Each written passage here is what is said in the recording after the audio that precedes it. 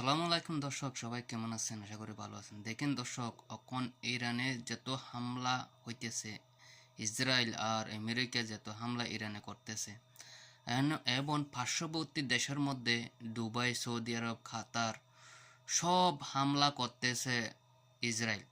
কারণ ইসরায়েল চায় সব মধ্যপ্রাচ্য দেশ যেন ইরানের বিপক্ষে দাঁড়ায়। যারা যতগুলা হামলা হইতেছে মধ্যপ্রাচ্যের দেশে, বেশিরভাগ হামলা করতেছে ইসরায়েল। এই যে দুবাই বলেন, কাতার বলেন, সৌদি বলেন, দেখেন।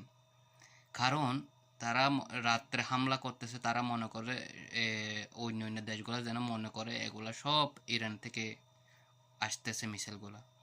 কারণ ইসরায়েল চায় যেন সৌদি আরব, দুবাই, ওমান, কাতার সব যেন মনে করে ইরানে হামলা করতেছে। দেখেন কি ষড়যন্ত্র।